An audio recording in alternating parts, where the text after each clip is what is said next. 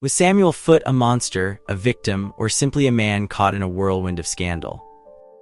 A stage actor famed for his outrageous performances and biting wit, Foote was also a notorious womanizer, a reputation that would soon lead to his downfall in the most unlikely of places, a public courtroom in London.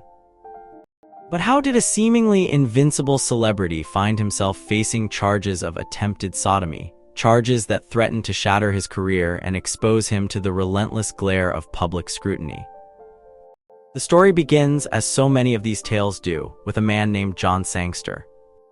A former servant of Foote's, Sangster was a man of quiet desperation, a former coachman and footman reduced to a position of vulnerability. He'd been employed by Foote first as a driver, then as a servant, and it was during this time that he claimed to have endured a horrifying ordeal. Sangster's testimony, delivered with a palpable tremor of fear and anger, set the stage for a chain of events that would drag Foote into the heart of London's most sensational legal drama.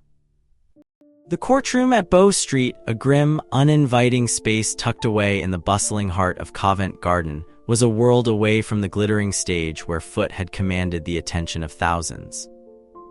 It was a place where the veneer of respectability crumbled, revealing the raw, unsettling underbelly of London society. Sir John Fielding, the blind magistrate presiding over the proceedings, was a figure of formidable authority.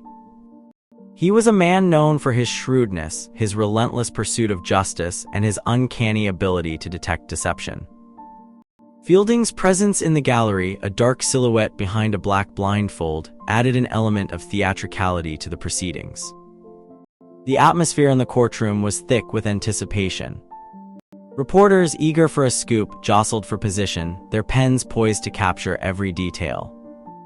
Curious onlookers, drawn by the promise of scandal, crowded into the gallery, their faces a mixture of fascination and disapproval. The air was heavy with the scent of stale tobacco and the murmur of hushed conversations. Sangster's account was chillingly precise. He recounted 2 separate encounters with Foote, each marked by a disturbing attempt at sexual assault. The first occurred in a private room adjoining the Theatre Royal in the Haymarket, a space where Foote regularly entertained his acting company. The second took place in the stables at Foote's sprawling suburban estate in Fulham, a place of opulent leisure and, it seemed, of hidden depravity. Fielding, a master interrogator, subjected Sangster to a rigorous examination, probing every aspect of his testimony. He pressed him about the details of the assaults, demanding to know the exact nature of Foote's actions. Sangster, understandably shaken, answered every question with unwavering honesty, his voice trembling with suppressed emotion. Fielding's scrutiny was relentless, but he seemed convinced of Sangster's sincerity. The evidence, as it turned out, was damning. Sangster's testimony, combined with the inherent credibility of Sir John Fielding, left little room for doubt. A warrant for Foote's arrest was issued, and the celebrated actor was taken into custody. Foote's arrest sent shockwaves through London's social circles. The news spread like wildfire, igniting a frenzy of speculation and gossip. Foote, a man accustomed to adoration and applause, was suddenly facing the prospect of disgrace and ruin. His reputation, built on a foundation of wit, charm, and theatrical brilliance, was now threatened by the lurid details of his alleged crimes. Foote's defense was a chaotic blend of denial, indignation, and outright provocation. He vehemently denied the charges, branding Sangster a liar and a malcontent. He accused the former servant of seeking revenge for perceived slights, claiming that Sangster had been dismissed from his service for reasons of his own. Foote's legal counsel, William Hickey, a flamboyant and notoriously aggressive barrister, adopted a strategy of relentless attack. He questioned Sangster's credibility, suggesting that he was motivated by spite and seeking to damage Foote's reputation. He painted a picture of Foote as a generous employer, a man who had treated his servants with kindness and respect. The trial itself was a spectacle.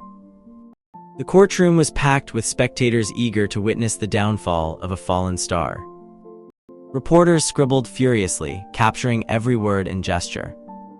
The atmosphere was charged with tension, a palpable sense of anticipation. As the trial progressed, it became clear that Foote's reputation was already in tatters. The details of his past indiscretions, whispered about in hushed tones for years, were now brought into the open. Foote's reputation for womanizing was well established, and the charges of attempted sodomy added a particularly scandalous dimension to his already tarnished image. The case was not merely about Foote's personal conduct, it was also about the broader social dynamics of London's elite. Foote's arrest ignited a wave of outrage among those who viewed his behavior as a violation of social norms. The incident exposed the hypocrisy of a society that condoned sexual exploitation behind closed doors while publicly condemning such behavior. As the trial neared its conclusion, the stakes became even higher. Foote's career, his reputation, and his social standing were all on the line. The outcome of the trial would not only determine his fate, but would also send a message to other men of his social standing. The prosecution, led by the relentless Thurlow, relentlessly pursued their case, presenting evidence that seemed to confirm Sangster's allegations. Witnesses testified to Foote's reputation for debauchery, and circumstantial evidence suggested a pattern of predatory behavior. Foote's defense, however, was increasingly desperate. Hickey attempted to discredit Sangster, portraying him as a disgruntled former servant seeking revenge. He argued that Foote had been the victim of a conspiracy, that Sangster had fabricated his story to damage his reputation, but the evidence against Foote was overwhelming. The jury, after a lengthy deliberation, returned a verdict of guilty. The courtroom erupted in a cacophony of gasps and murmurs. Foote, his face pale and drawn, stood silently as the verdict was read. The sentence was severe: a fine of £500 and a branding on the hand, a public mark of shame that would forever stigmatize his identity. Foote, stripped of his celebrity and his reputation, was banished from the respectable circles of London society. However, the story didn't end there. Foote, a man of fierce pride and unwavering determination, refused to accept his fate. He appealed to the king, seeking a royal pardon, and managed to secure a reprieve from the branding. But the fine remained, a constant reminder of his disgrace. The Bow Street case, however, had a wider impact than simply Foote's downfall. It marked a turning point in the history of law enforcement in London. Sir John Fielding's pioneering efforts to establish a systematic approach to criminal investigation laid the foundation for the Metropolitan Police Force, which would soon be established in London. The case also exposed the hypocrisy of London's elite, revealing the dark secrets that lurked beneath the veneer of respectability. It served as a cautionary tale, reminding those in power that their actions had consequences and that their reputations were not immune to scrutiny. In the aftermath of the trial, Samuel Sangster's life took a dramatic turn. He was able to secure a new position, far removed from the shadow of Foote's scandal. He eventually emigrated to America, seeking a new life in a new land. Foote, meanwhile, continued to perform on the stage, though his fame was forever diminished. He became a recluse, living a solitary existence in the countryside, haunted by the memory of his disgrace. The Bow Street case remains a fascinating and unsettling chapter in the history of London. It is a story of ambition, betrayal, and social scandal, a reminder that even the most celebrated figures can fall victim to the dark forces of human nature. But what was the true nature of Sangster's accusations? Was he a victim of Foote's predatory behavior, or was he a liar seeking revenge? And what motivated Foote to engage in such shocking conduct? These questions remain unanswered, shrouded in the mists of time. Was Foote a monster, a victim, or simply a man caught in a whirlwind of scandal?